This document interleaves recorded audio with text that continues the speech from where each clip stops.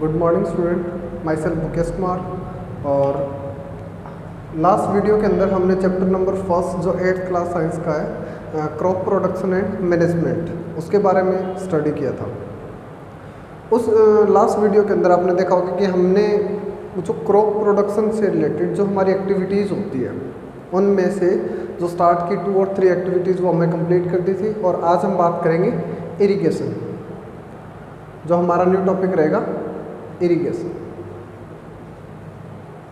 First point, जो हमारी crop रहेगी उनको एक टाइम पीरियड के बाद में वाटर की रिक्वायरमेंट रहती है, जिसमें वो क्या करेंगे, प्रॉपरली ग्रोथ करने के लिए उनको चाहिए। और अगर हम एक प्रॉपर बात करते हैं कि हमारी क्रॉप है वो अलग टाइप से, ये मीन्स अलग अलग क्रॉप को इरिगेशन का टाइम पीरियड भी क्या रहेगा, हमारा अलग अलग रहेगा। फॉर एग्जाम्पल पहले इसकी डेफिनेशन लिख देते हैं। The process in which water is given to the crop after a time period. The process in which water is given to the crop after a time period means एक special time period होता है कि जैसे मान लो आज हमने irrigate किया है मनी क्रॉप को, तो उसके बाद जो नेक्स्ट टाइम रहेगा वो 15 to 20 डेज भी हो सकता है, हमारा 1 मंथ भी हो सकता है। वो डिपेंड करेगा हमारी क्रॉप के ऊपर। अब क्रॉप्स भी हमारी डिपेंड कर रही है सॉइल के ऊपर और वाटर, दोनों चीज़ें यहाँ पे रहेगी। फॉर एग्जांपल अगर हम इरिगेशन की बात करते हैं तो पेडी मीन्स धान के अंदर जो वाटर की रिक्वायरमेंट है वो हमारी ज़्यादा रहती है as compare to other crop. जैसे सेकंड पे बात करता हूँ, अगर मैं वीट की मीन्स गेहूँ की अगर बात करते हैं तो as compare to paddy less water is required, हमें कम पानी की रिक्वायरमेंट रहेगी, मीन्स कम इरिगेशन करना पड़ेगा। सेकेंड, अगर मैं वीट के कंपेरिजन में ग्राम, अगर चने की बात करते हैं तो उसमें वीट के कंपैरिजन में भी और ज़्यादा लेस हो जाएगा। तो ये चीज़ें हमारी डिपेंड कर रही है क्रॉप के ऊपर। फर्स्ट पॉइंट क्या रहेगा हमारा, क्रॉप कौन सी हमारी, तो उसके इरिगेशन हमारा डिपेंड कर रहा है यहाँ पे कि अगर पेडी की क्रॉप है तो ज़्यादा आपको वाटरिंग की रिक्वायरमेंट रहेगी, मीन्स इरिगेट ज़्यादा करना पड़ेगा। अगर वीट की रिक्वायरमेंट है तो less, and then gram less, इस टाइप से मस्टर्ड लेस रह जाएगा। ठीक है। उसके बाद आता है हमारा एरिया ऑफ क्रॉप, कि हम कौन से एरिया के अंदर कौन सी क्रॉप ग्रो करेंगे। एक ये होता है कि हमारे वाटर की कोई स्कार्सिटी नहीं, स्कार्सिटी मतलब कमी नहीं हो, वहाँ पर हम क्या करेंगे, पेडी को ग्रो करते हैं, सो करेंगे। अगर हमारे पास वाटर थोड़ा सा कम रहता है तो वीट के लिए जाएंगे। अगर वाटर हमारे पास और ज़्यादा कम है, मीन्स जो स्कार्स एरिया रहेंगे वहाँ पे हम ग्राम यानी चने की सोइंग करते हैं। ये तो था हमारा what is irrigation, the process in which water is given to the plants after a period of time, means एक टाइम पीरियड के बाद में पौधों को वाटर देने की प्रोसेस करनी पड़ती है और उसको बोलते हैं हम इरिगेशन। जैसे लास्ट टॉपिक के अंदर हमने पढ़ा था कि हमारे पास हर एक जो एक्टिविटीज़ हम कर रहे हैं अब सभी के अंदर हमारे मेथड अलग अलग रहते हैं। तो इरिगेशन के अंदर भी हमारा मेथड क्या रहेगा, थोड़ा सा चेंजेस रहेंगे। जैसे 2 टाइप के मेथड यूज करते हैं हम, ट्रेडिशनल और modern method. Traditional and modern method. First point, traditional method के अंदर वही ओल्ड टाइप का मेथड होता है, इसके अंदर ह्यूमन बीइंग एंड एनिमल्स की ज़्यादा रिक्वायरमेंट रहती है एज कम्पेयर टू मशीन्स। और मॉडर्न मेथड के अंदर हमने जो लेबर का वर्क था उसको क्या करते हैं, काफ़ी लो लेवल पे ले आए, और इसके अंदर हम यूटिलाइज करते हैं मशीन्स का, मीन्स ट्रैक्टर का यूटिलाइज कर सकते हैं, पंप का यूटिलाइज करते हैं, इस टाइप से। तो ट्रेडिशनल मेथड के अंदर वेल मीन्स कुएं से पानी निकाला जाता था, एक तो ये रहेगा हमारा। इसके अलावा अगर आप अपनी NCERT की बुक में कुछ जो वेल से रिलेटेड अलग अलग पॉइंट्स दिए हैं, जैसे मॉट, ढेकली, ठीक है, इसके अलावा चेन पंप भी दिया हुआ, उसमें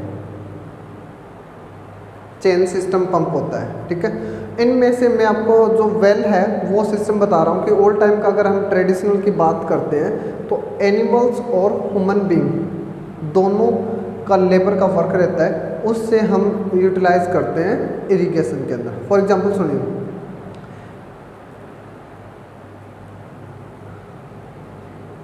यहाँ पे मैंने जो सर्कुलर पार्ट आपको दिखाई दे रहा है वो हमारा है वाटर को स्टोरेज करने का। ये जो यहाँ पर आपको दिखाई दे रहे हैं ये वाटर को स्टोर करने का काम करते हैं। ओके, ये वाटर को स्टोर करते हैं। और जो नीचे वाला पोर्शन ये हमारा वेल, ये हमारा हो गया वेल। अब इसमें क्या करेंगे, क्योंकि ट्रेडिशनल मेथड के अंदर तो हम मशीन का ज़्यादा यूटिलाइज ही नहीं कर सकते और ओल्ड टाइम का ये, तो इसमें क्या करते थे, ये जो हमारा बीच वाला पोर्शन जो सर्कुलर पार्ट आपको दिखाई दे रहा है, इसका जो स्पिंडल है इसको हम कनेक्ट करते थे किसी गियर और शाफ्ट के साथ में, एनिमल के साथ। यहाँ से गियर शाफ्ट को अटैच किया और इसकी मूवमेंट को हम कहाँ पे ले गए, एनिमल्स के थ्रू। अब जैसे जैसे एनिमल अपना रोटेशन देता है, एनिमल अपने अलग जगह पे हो गया, वहाँ से जैसे जैसे वो रोटेट करेगा तो ये जो हमारा बीच वाला पोर्शन जो सर्कुलर पार्ट दिख रहा है ये भी क्या करेगा, मूवमेंट करेगा। अब इसकी मूवमेंट के अंदर क्या होता है, जैसे ये मूव करेगा इस टाइप से, तो जो पोर्शन हमारे वेल के अंदर जा रहा है जिसको हमने स्टोरेज का नाम दिया है, तो वाटर इसके अंदर फिल होता जाएगा, फिलिंग का काम कंप्लीट होता जा रहा है ना। और जैसे ये इस पोर्शन पे आता है, ये जो सारा का सारा जो वाटर इसने फिल किया है अपने, वो यहाँ पे गिर जाता है और इससे आगे हम उस वाटर को ट्रांसफ़र कर देते हैं हमारे फील्ड में, ट्रांसफ़र टू फील्ड, यानी खेतों के अंदर इनको ट्रांसफ़र कर देते हैं। उसके बाद में सेम सभी के अंदर थोड़ा थोड़ा चेंजेस रहेगा, मोट, ढेकली, चैन पंप। इसके अलावा एक और कर सकते हैं, जैसे ओल्ड टाइम के अंदर रेन वाटर हार्वेस्टिंग का सिस्टम होता था, उसमें रेन वाटर को वही सेम वेल के अंदर इकट्ठा करते हैं और वहाँ से ट्रांसफ़र कर लेते थे। ये है हमारा ट्रेडिशनल मेथड। ट्रेडिशनल मेथड के अंदर सिंपल मोट, ढेकली, ये इनके अलग अलग नेम रहेंगे और मेथड लगभग हर एक के अंदर यही रहता है कि एनिमल्स ह्यूमन बीइंग की लेबर का काम होता है और वेल में से वाटर को उठाया जाता है। अब बात करेंगे हम मॉडर्न टेक्निक की।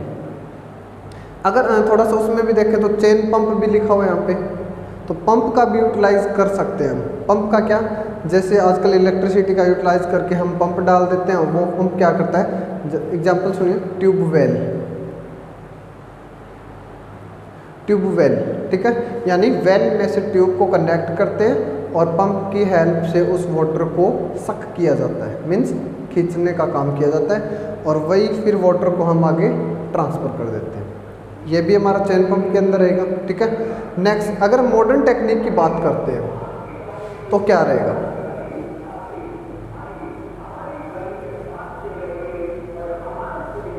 मॉडर्न टेक्निक के अंदर हमने थोड़ा सा मेथड को चेंज किया, रीज़न भी, फ़ायदा भी हुआ और कुछ वाटर से रिलेटेड हमारी जो प्रॉब्लम्स हैं उनको भी सॉर्ट आउट किया। क्या रहेगा वो हमारा, इसके अंदर हम बात करेंगे स्प्रिंकलर मेथड, इसके अलावा ड्रिप इरिगेशन मेथड।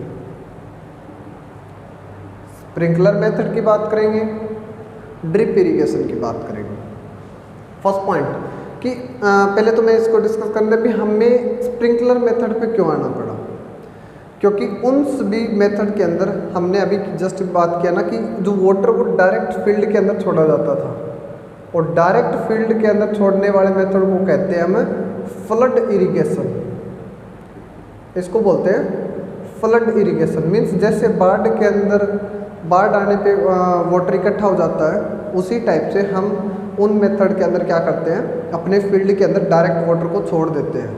तो डायरेक्ट वाटर को छोड़ने का मतलब फ्लड इरिगेशन, और फ्लड इरिगेशन के अंदर सबसे ज़्यादा जो वाटर की वेस्टेज आती है, क्योंकि एवरी क्रॉप सेम वाटर की रिक्वायरमेंट नहीं होती, बट फ्लड इरिगेशन के अंदर तो उतना ही वाटर हमारा हर बार यूटिलाइज होगा।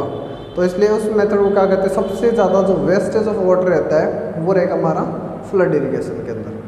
तो इसलिए हमें स्प्रिंकलर और ड्रिप इरिगेशन की ओर आना पड़ा। स्प्रिंकलर के अंदर जैसा कि नाम से ही पता चल रहा है हमें, स्प्रिंकल मीन्स जिसको हिंदी में बोलते हैं फुहारा विधि। इसके अंदर क्या रहेगा कि सिंपल हम वाटर को एक सिस्टम के साथ अटैच कर देते हैं। यहाँ पे रहेगी नोज़ल और इस पोर्शन से आएगा हमारा वाटर। फ़ायदा क्या रहेगा? एक तो हमारा इसमें क्या रहेगा कि वाटर है वो स्प्रिंकलिंग के थ्रू यूटिलाइज किया जाएगा, मीन्स फ्लड इरिगेशन के थ्रू नहीं रहेगा। मैकेनिकल पार्ट रहेंगे, नो इलेक्ट्रिसिटी की रिक्वायरमेंट, सिर्फ वाटर के प्रेशर से ये नोज़ल अपने आप मूवमेंट करती रहेगी और अपने एक रेडियस के अंदर, जैसे सर्कुलर पार्ट रहेगा ना पे, तो यहाँ पे अगर हमारा नोज़ल लगाई हुई है हमने, तो वो अपने एक सर्कुलर एरिया को कवर करने का काम करेगी। ये फ़ायदा हो जाएगा कि जितनी देर तक हमें, यानी कि जिस क्रॉप को जितनी रिक्वायरमेंट होगी उतने टाइम तक हम उसका यूटिलाइज करेंगे और देन नेक्स्ट, यानी कि उसकी जगह को चेंज कर देते, रिप्लेस द अदर। इसी के अलावा ये हमारा थोड़ा सा सेकेंड पोर्शन है ना, स्प्रिंकलर, इसमें भी वाटर की वेस्टेज कुछ लेवल पे होती है बट उतनी ज़्यादा नहीं जितनी फ्लड इरिगेशन की बात करते हैं। तो अगर पूछते हैं कि इसके अंदर वाटर की वेस्टेज कहाँ पर होती है, तो सुनो, अब हमारी जो क्रॉप्स होती है वो अलग अलग टाइप की रहेगी। अब जैसे अगर ग्राम यानी कि चने की बात करते हैं तो स्प्रिंकलर मेथड ज़्यादा बेटर यूटिलाइज कर सकते हैं हम। बट उन एरिया के अंदर जहाँ पर पौधे हैं ना वो हमारी रोज़ के अंदर यूज़ करते हैं। पौधों को कैसे यूटिलाइज करते हैं? रोज़ की फॉर्म में, मीन्स इन रो के अंदर पौधे लगे हुए हैं। तो ये जो हमारा, अब देखो यहाँ पर अगर मैं स्प्रिंकलर सिस्टम यूज़ करता हूँ तो ये इतने एरिया को कंप्लीटली वाटरिंग करेगा। मीन्स जिस एरिया के अंदर हमें वाटर चाहिए उसका तो यूटिलाइज हो रहा है, नो प्रॉब्लम, बट जो एरिया हमारा ये ब्लैंक है इसके अंदर भी वाटर जाएगा और उस वाटर के जाने का कुछ हमारे नुकसान भी होगा, वो हम नेक्स्ट टॉपिक मीन्स वीडिंग के बारे में भी बात करेंगे। ओके, तो अब इसके अंदर थोड़ा सा मीन्स उतना ज़्यादा नहीं है बट ट्रेडिशन से कुछ फ़ायदा हुआ यहाँ पे। नेक्स्ट पॉइंट पे आते हैं, उस जैसे drip irrigation, as the name shows, drip by drip यानी ड्रॉप बाय ड्रॉप भी बोलते हैं इसको, यानी बूंद बूंद करके इसका यूटिलाइज किया जाता है। और इसके बारे में एक आपका MCQ या फिर 1 मार्क्स क्वेश्चन भी बन सकता है, which is the most efficient बोल सकते हैं, most water saving technique in irrigation, then your answer is drip irrigation. तब बोल सकते हैं कि हाँ ड्रिप इरिगेशन सबसे ज़्यादा वाटर सेविंग टेक्निक है हमारी इरिगेशन के अंदर। तो इसके अंदर क्या होगा, देखो सेम वही टॉपिक, इसमें सिस्टम क्या रहता है कि हम एक मेन पाइपलाइन के थ्रू वाटर लेके आते हैं। ये मेन पाइपलाइन रहेगी और इस पाइपलाइन से हॉरिजॉन्टल या वर्टिकल वो हमारे खेत के अकॉर्डिंग डिपेंड करेगा। ठीक है, इसमें क्या रहेगा कि मेन पाइपलाइन से, अगर मैं यहाँ पे बात करूँ जो मेन यहाँ पे हॉरिजॉन्टल जो आपको पाइप दिखा रही है, वैसे हॉरिजॉन्टल की बात करें तो सिंपल हॉरिजॉन्टल ही रहेगी, उसमें वर्टिकल नहीं होता। बट यहाँ पे जो डायग्राम, ये हमारी मेन पाइपलाइन होती है, इनको बोलते हैं ब्रांचेज। और इन ब्रांचेज की जो पाइप होती है ये इस पाइपलाइन के कंपेरिजन में थोड़ा सा इनका डायमीटर क्या रहेगा, लो रहेगा, यानी कम, लेस डायमीटर। और इनके अंदर होल्स होते हैं और वो होल्स क्या करेंगे, डायरेक्ट जो हमारे यहाँ पे अगर मैं बात करूँ, ये हमारी जैसे पिछले डायग्राम के अंदर भी आपने देखा था, ये हमारी क्रॉप की रोज है।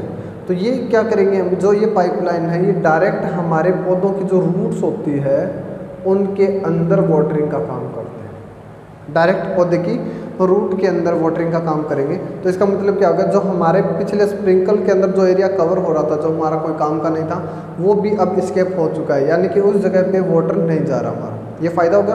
और डायरेक्ट वाटर एक एक जो हमारी ड्रिप है, ड्रिप इरिगेशन का सिस्टम मतलब हर एक जो ड्रॉप गिरेगी वो सारा का सारा हमारा वाटर यूटिलाइज हो जाएगा। और इस मेथड को हम बोलेंगे ड्रिप इरिगेशन मेथड। ये हमारा इरिगेशन टॉपिक यहाँ पे कंप्लीट होता है। और अब नेक्स्ट जो टॉपिक रहेगा वो हमारा रहेगा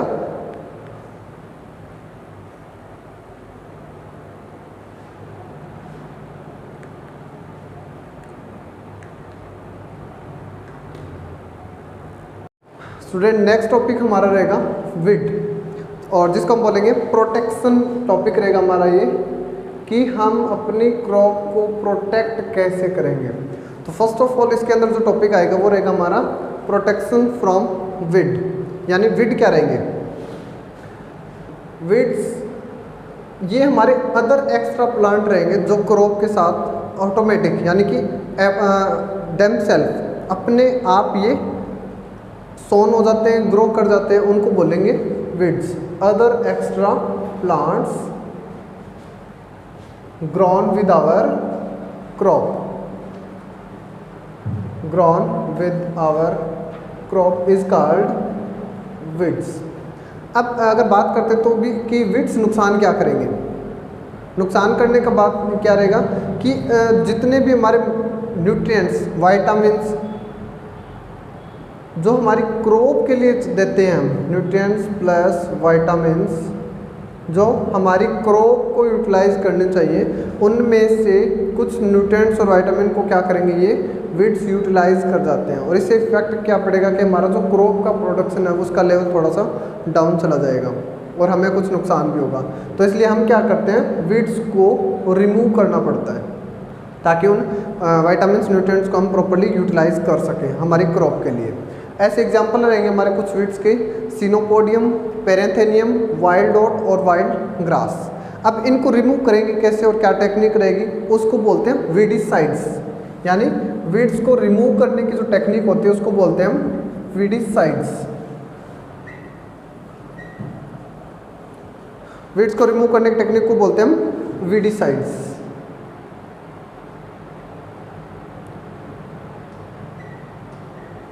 पहले वीडिंग प्रोसेस बताते हैं पहले कि वीडिंग है क्या। Removal of weed is called weeding. Removal of weeds is called weeding means the process in which weeds can be removed with the help of by hand, by spraying method, by chemicals is called weeding. और weeding process हमारी 2 types की रहेगी यहाँ पे, by hand and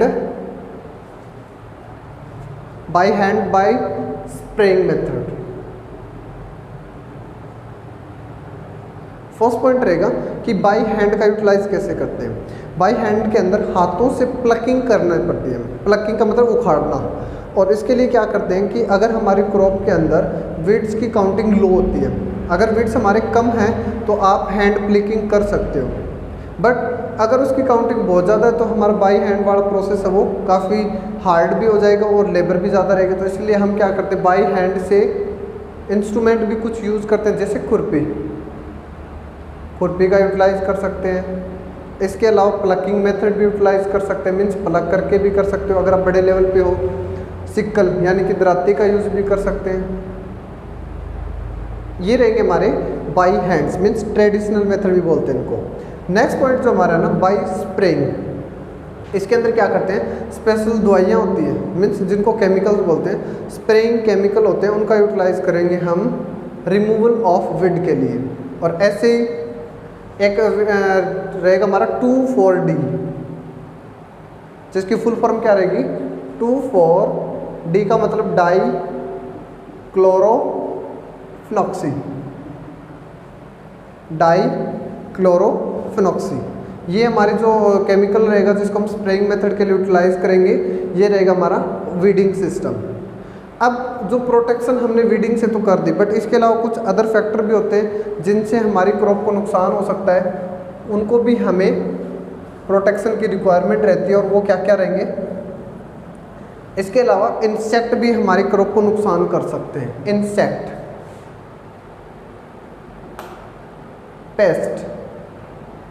paste भी नुकसान कर सकते हैं। रोडेंट्स भी यहाँ पर नुकसान कर सकते हैं। तो फर्स्ट पॉइंट हमारा इंसेक्ट। अब इंसेक्ट क्या रहेंगे, इंसेक्ट और पेस्ट बिल्कुल छोटे लेवल के रहते हैं, जो क्या काम करते हैं कि इंसेक्ट के अंदर क्या रहेंगे, जो आपको दिखाई देने वाले जो कीड़े होते हैं उनको बोलते हैं इंसेक्ट। जो हमारी क्रॉप की लीफ वगैरह उनको नुकसान कर सकते हैं, जैसे पत्तों को ख़राब कर देंगे, इस टाइप से उनको बोलते हैं इंसेक्ट्स। और इंसेक्ट के लिए जो वीडिंग मेथड यूज़ किया जाता है, क्योंकि इंसेक्ट को आप बाई हैंड तो ख़त्म कर ही नहीं सकते, इंसेक्ट को हम बाई हैंड ख़त्म नहीं कर सकते, क्योंकि इंसेक्ट की काउंटिंग कितनी भी हो सकती है हमारी क्रॉप के अंदर, और it is not possible to pluck every insect. और इंसेक्ट को प्लक करना मुश्किल रहेगा, तो इसके लिए क्या करते हैं, वीडिंग मेथड स्प्रेइंग।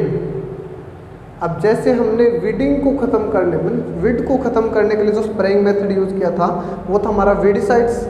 तो इंसेक्ट को ख़त्म करने के लिए क्या करेंगे यहाँ पे हम इंसेक्टिसाइड। ओके, जैसे वीडिंग के अंदर स्प्रेइंग करके हमने ख़त्म किया था, तो इंसेक्ट को स्प्रेइंग करने की केमिकल को क्या बोलेंगे हम इंसेक्टिसाइड्स। इसके अलावा पेस्ट क्या रहेंगे, next point, paste in insect से भी छोटे होते हैं जो आपको सिर्फ उड़ते हुए दिखाई देंगे, जिनको अगर हम बात करें तो फार्मर यूटिलाइज भी करते हैं वर्ड्स का, जैसे तेला चप्पा। उनको और भी ज़्यादा दिक्कत होती है क्योंकि उनकी काउंटिंग तो मल्टीप्लाई होती रहती है, हर मिनट के बाद में वो अपने आप को मल्टीप्लाई करते हैं। उनको भी प्लग का तो ऑप्शन ही खत्म हो गया हमारा, क्योंकि इंसेक्ट को नहीं कर सकते। तो इसमें भी हमारा स्प्रेइंग मेथड रहेगा और उस स्प्रे को क्या बोलते हैं, पेस्टिसाइड्स। स्प्रे को क्या बोलेंगे यहाँ पे, पेस्टिसाइड्स। ऐसे ही बड़े लेवल पे जो हमारे एनिमल्स मीन्स छोटे एनिमल्स जैसे रेट्स, चूहे वगैरह होते हैं, ये क्या करते हैं, हमारी सॉइल के अंदर रूट्स को ख़त्म करने का काम करते हैं, रूट्स को काम करेंगे। ठीक है, इसके अलावा टर्माइट, वो भी रूट्स को ख़त्म करने का काम करती है। तो इनको ख़त्म करने वाली स्प्रेइंग को क्या कहते हैं हम, रोडेंटिसाइड्स। किस नाम से बोलेंगे, रोडेंटिसाइड्स के नाम से जानते हैं। अब ये तो थी हमारी कुछ एक टेक्निक जिसमें हमने क्या किया है, प्रोटेक्शन का काम किया है। अब ये जो टेक्निक करते हैं इस टाइम पीरियड में, ये जो सारी हमारी जो टेक्निक हुई है, कहाँ से, सीड डालने से लेकर इरिगेशन, प्रोटेक्शन, इन सारे सिस्टम के अंदर हमारा 4 to 5 मंथ्स का जो टाइम पीरियड होता है वो कंप्लीट होने की ओर चलता जाता है, यानी 4 मंथ्स तो कंप्लीट हो ही जाते हैं। तो इसका मतलब क्या है, जब हमारी क्रॉप अब वो मेच्योरिटी की ओर जाने लग गई, मीन्स मेच्योरिटी पीरियड की ओर जाना उनका स्टार्ट हो गया। और इसमें हम अब बात करेंगे नेक्स्ट की।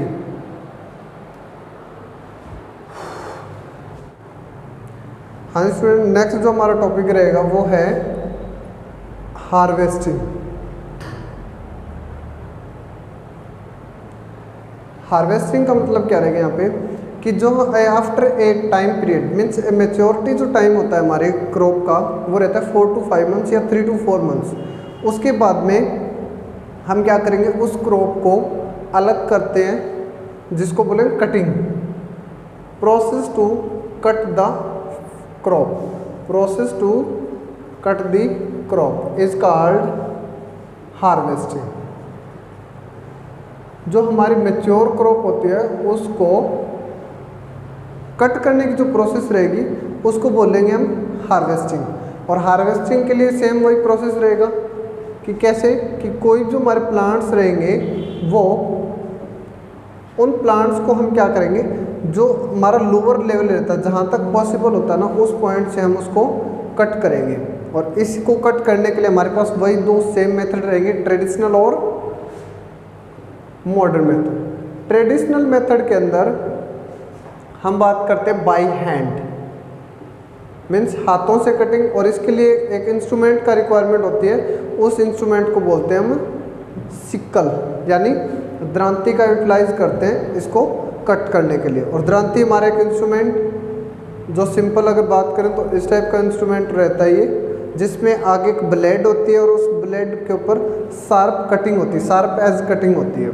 और ये शार्प एज कटिंग हेल्प करेगी हमारी इस क्रॉप को यहाँ से कट करने में। ये रहेगा हमारा बाय हैंड यानी कि ट्रेडिशनल मेथड।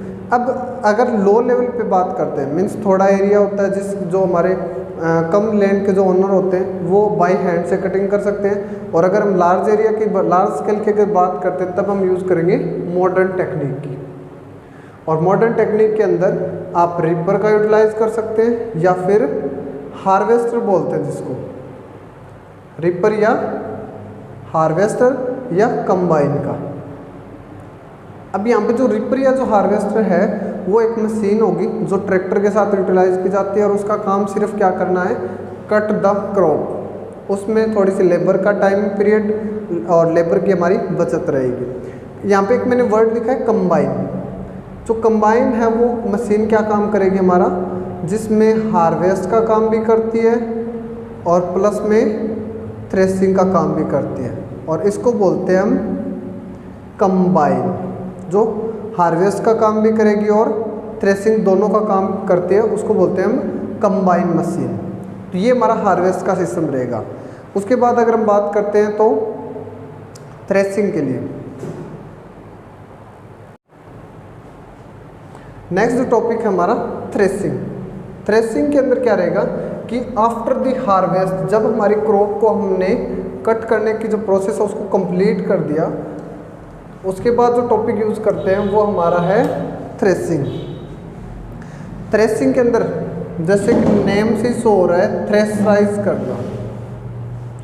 थ्रेसिंग मीन्स जो हमारी हार्वेस्टेड जो क्रॉप होती है, जो हार्वेस्टेड क्रॉप रहेगी उसको सेपरेट करेंगे। किसको किससे सेपरेट करेंगे हम? Separate the grain particles, grain from chaff, यानी ग्रेन अनाज के दानों को चफ से जो अलग करने की जो हमारी प्रोसेस रहेगी उसको हमने नाम दिया यहाँ पे थ्रेसिंग का। कब? After the harvested. थ्रेसिंग के अंदर जो इंस्ट्रूमेंट यूज़ किए जाते हैं वो हमारा भाई ट्रेडिशनल और मॉडर्न दोनों टेक्निक रहेगी। ट्रेडिशनल के अंदर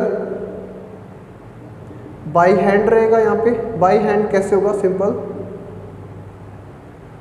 पहले हम क्या करेंगे, जो हार्वेस्टेड जो क्रॉप रहेगी उसको एक जगह पे इकट्ठा कर लिया जाता है और उसके ऊपर हम प्रेशराइज किया जाता है, मीन्स किसी चीज़ से इसके ऊपर फोर्स लगाते हैं। और फोर्स लगने पे क्या होता है, क्योंकि मेच्योर क्रॉप है तो उसके अनाज के जो पार्टिकल यानी कि ग्रेन के पार्टिकल चफ से इजीली रिमूव अप हो जाते हैं। इसके ऊपर क्या करेंगे, या तो स्टिक की हेल्प ले सकते हैं या फिर कोई अदर मटेरियल जिससे मीन्स उसको मारना होता है सिंपल। उसमें क्या रहेंगे, हमारे अनाज के जो पार्टिकल ग्रेन पार्टिकल है वो अलग हो जाते हैं और चफ के पार्टिकल अलग हो जाते हैं। इसमें इसको बोलेंगे हम ट्रेडिशनल मेथड। जो छोटे लेवल के जो हमारे फार्मर्स होते हैं वो इन चीज़ों का यूटिलाइज करते हैं। नेक्स्ट हमारा मॉडर्न टेक्निक, थ्रेसिंग की मॉडर्न टेक्निक क्या रहेगी, मशीन का यूटिलाइज करेंगे जिसको बोलते हैं या तो थ्रेसर या फिर कंबाइन। ठीक है, यहाँ पे थ्रेसर का यूटिलाइज कैसे करेंगे, क्योंकि थ्रेसर का काम क्या रहेगा यहाँ पे थ्रेसिंग करने का, मीन्स हार्वेस्टेड क्रॉप को सेपरेट करेगा वो बाय मशीन के सिस्टम से। मीन्स यूज किसका करेंगे हम? ट्रैक्टर के थ्रू। ट्रैक्टर की एनर्जी का यूटिलाइज करके उसमें क्रॉप को कट भी करेंगे और उसके बाद में प्रेशराइज करके उसमें रिमूव कर देंगे चफ और ग्रेन को। इसको बोलते हैं थ्रेसर। और कंबाइन के अंदर भी हमारी सेम टेक्निक रहेगी। तो ये हमारा रहेगा थ्रेसिंग टॉपिक। इसके बाद अगर बात करते हैं हम, थ्रेसिंग के बाद हमारा टॉपिक आता है विनोविंग। Winnowing method.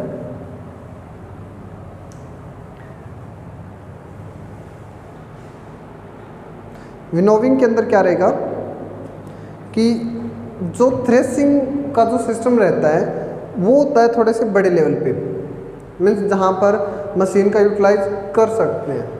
बट जो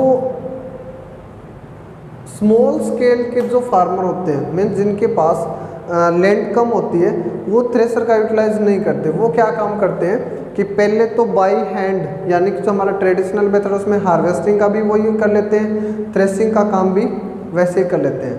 उसके बाद में आता है हमारा टॉपिक विनोविंग। विनोविंग के अंदर क्या करते हैं हम, सेपरेट, ये भी एक सेपरेट टेक्निक रहेगी हमारी, separate technique that is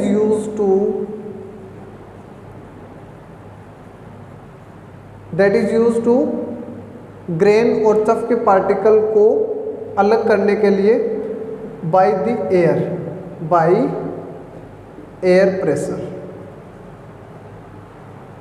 air pressure का यूज करके हम सेपरेट करने का काम करते हैं। और ये भी काफ़ी इजी मेथड भी होता है।